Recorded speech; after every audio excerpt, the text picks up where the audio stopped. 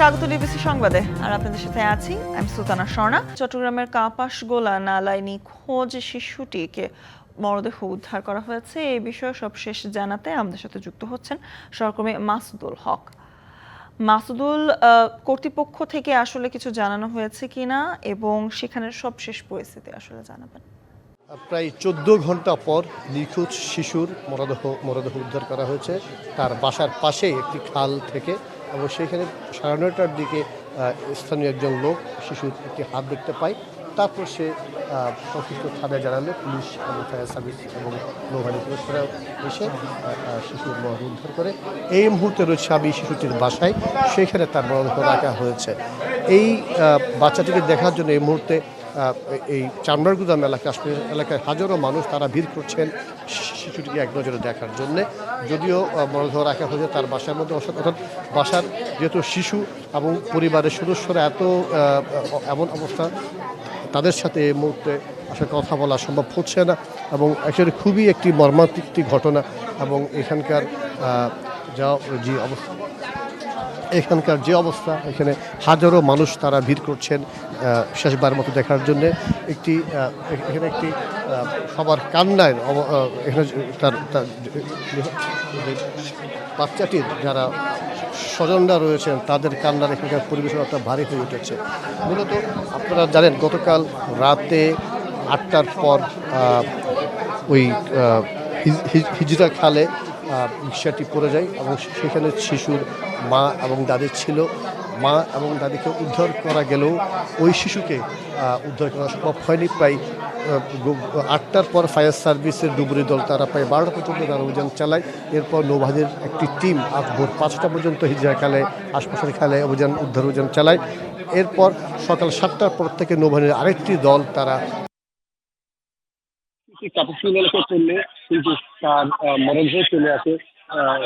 তার মরদেহ চলে আসে তার বাসার পাশে, এবং সেইখানে স্থানীয় লোকজন তখন তার হাতকে দেখতে পায়। আমি তার হাতকে এবং তারা সংশ্লিষ্ট থানায় পুলিশকে এগুলো অবহিত করে। পরে পুলিশ ফায়ার সার্ভিস এসে এই বাসাটি উদ্ধার করে। এই মুহূর্তে তার মরদেহ তার বাসায় রাখা হয়েছে।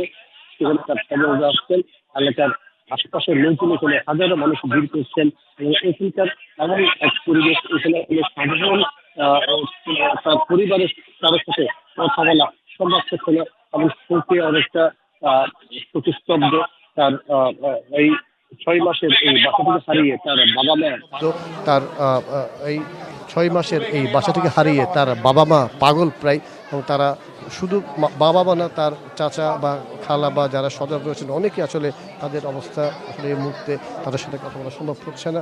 এবং আশপাশের যারা মানুষ তারাও অনেকটা শোকে, অনেকটা অর্থাৎ আবেগে আপ্লুত। কারণ এখানে একটু যে 6 মাসের শিশু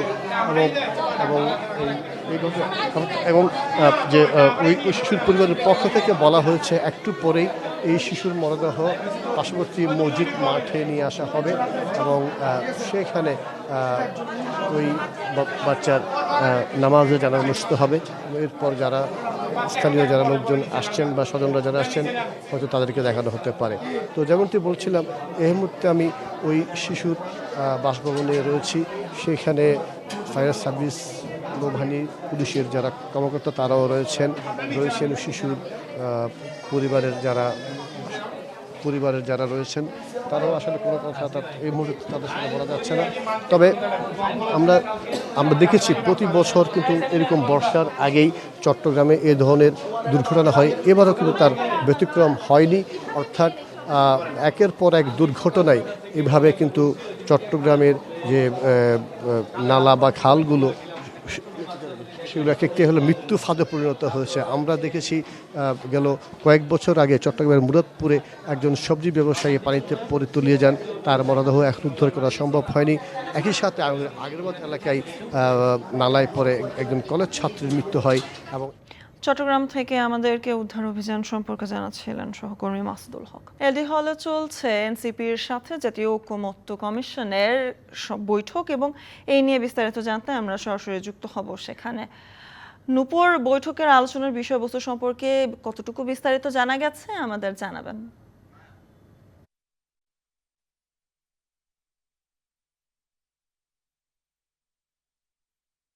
ধন্যবাদ আপনাকে। আপনি যেমনটি বলছিলেন যে জুলাই গণ অভ্যুত্থানে আন্দোলন দেওয়া শিক্ষার্থীরা অর্থাৎ ছাত্ররা তার ছাত্রদের দল এনসিপির সাথে আজকে কিন্তু বৈঠকে বসেছে জাতীয় ঐক্যমত্য কমিশনের সদস্যরা। সেই সাথে আমরা দেখতে পাচ্ছি যে সকাল 10টার দিক থেকেই তারা কিন্তু বৈঠকে বসেছেন। কিছুক্ষণ আগেও কিন্তু গণমাধ্যমে কথা বলেছেন। সেই সাথে আমরা জানি যে এর আগে কিন্তু 23শে মার্চ সংস্কার কমিশনের সুপারিশের উপর জাতীয় ঐক্যমত্য কমিশনের লিখিত মতামত দেয় এনসিপি। আর এই কমিশনের 166টি প্রস্তাবের মধ্যে 22টির সঙ্গে তারা নন বলে জানানো হয়েছিল সেই সময়। আবারও সেই সুপারিশগুলোর সংবিধানের সঙ্গে যেগুলো সম্পর্কিত নয় সেগুলো অধ্যাদেশের মাধ্যমে বাস্তবায়ন ও সংবিধান সম্পর্কিত বিষয়গুলোর জন্য গণপরিষদ নির্বাচনের প্রয়োজন বলেও মত দিয়েছিল এনসিপি। আসলে মূলত এনসিপির সাথে আজকে বৈঠকে বসেছেন। এর আগের দিন কিন্তু বিএনপির একটি প্রতিনিধি দল এসেছিলেন, তাদের সাথেও কিন্তু ঐক্যমত্য কমিশনের সদস্যরা বৈঠকে বসেছিলেন। আজকেও 8 সদস্যের একটি প্রতিনিধি দল এসেছেন এনসিপির, তাদের সাথেও বসেছেন। গত 28 ফেব্রুয়ারি এনসিপির কিন্তু যাত্রা শুরু হয়েছিল আমরা দেখেছি। আর তারপর থেকে তারা কিন্তু মাঠে সরব থাকলেও এখনও তারা তাদের কার্যক্রম চালিয়ে যাচ্ছে বলেও কিন্তু আমরা দেখতে পাচ্ছি। সেই সাথে আমরা দেখতে পাচ্ছি যে বিভিন্ন প্রস্তাবনা নিয়েও কিন্তু তাদের দ্বিমত পোষণ করেছেন। এবং আমরা কিন্তু এখন ইতিমধ্যে দাঁড়িয়ে আছি বৈঠকের সামনে, গেটের সামনে। আসলে তাদের মধ্যে এখন পর্যন্ত যে সকল বিষয়ে আলোচনা হয়েছে সেগুলো কিন্তু আমরা সেইভাবে বিভিন্ন সূত্রের মাধ্যমে কিন্তু আমরা জানতে পেরেছি। একটু আগেও কিন্তু আলী রিয়াজ কথা বলেছেন গণমাধ্যমে। তিনি কিন্তু তার স্বাগত বক্তব্যে বলেছেন যে আসলে যে মানুষের যে আকাঙ্ক্ষা, জন আকাঙ্ক্ষা, সেটি পূরণ করাই হচ্ছে মূল উদ্দেশ্য, লক্ষ্য, এবং সেই মোতাবেক কিন্তু কাজ করে যাচ্ছেন ঐক্যমত্য কমিশন। সেই জন্য গতানুগতিকভাবেই কিন্তু একের পর এক প্রতিটি দলগুলোর সাথেই কিন্তু তারা তাদের বৈঠক চালিয়ে যাচ্ছেন। এবং ইতিমধ্যে আমরা দেখেছি 38টি দলের কিন্তু 38টি দলের সাথেই কিন্তু তারা যে বৈঠক সেটি কিন্তু করবে বলেও কিন্তু জানিয়েছে। আমরা কিন্তু গতদিনও দেখেছি যে রোববারের দিন কিন্তু আসবেন বিএনপির আবারও একটি প্রতিনিধি দল, কারণ তারা কোনগুলোর সাথে একমত, কোনগুলোর সাথে দ্বিমত, সেগুলো নিয়ে কিন্তু কথা হয়েছিল। কিন্তু তার মধ্যে থেকেও সবকিছু এখন পর্যন্ত খোলাসা হয়নি দেখে তারা কিন্তু আবারও আসবেন। ইতিমধ্যে আমরা কিন্তু বিভিন্ন সূত্রে জেনেছি এবং এনসিপির বিভিন্ন নেতার সাথে কথা বলেছি, তারাও কিন্তু অনেক বিষয় আমাদের সামনে তুলে ধরেছেন এবং আমাদেরকে জানিয়েছেন। যেমন ছিল যে দ্বিমতের যে বিষয়গুলোর মধ্যে ছিল তার মধ্যে ছিল যে 4 বিভাগে প্রাদেশিক সরকার গঠন এবং ফরিদপুর ও কুমিল্লাকে পৃথক বিভাগ করার প্রস্তাব, যা এনসিপি সমর্থন করে না, এমনটি কিন্তু আমাদেরকে ইতিমধ্যে জানিয়েছেন। এছাড়া জেলা ও উপজেলা পর্যায়ে যে ইউএনও এবং ডিসিকে ম্যাজিস্ট্রেসি যে ক্ষমতা আছে সেটি দেওয়ার বিরোধিতাও কিন্তু করেছেন এনসিপির এই সকল বিষয়ে কিন্তু তারা দ্বিমত জানিয়েছেন এবং তারা কিন্তু কি হতে পারে সেগুলো বিষয়ে কিন্তু বারবার বলেছেন। আরেকটি বিষয় কিন্তু আবারও জানতে পেরেছি যে তারা বলছেন যে সংসদ নেতা ও প্রধানমন্ত্রীকে একই ব্যক্তি না রাখার প্রস্তাবেও তারা কিন্তু দ্বিমত জানিয়েছেন।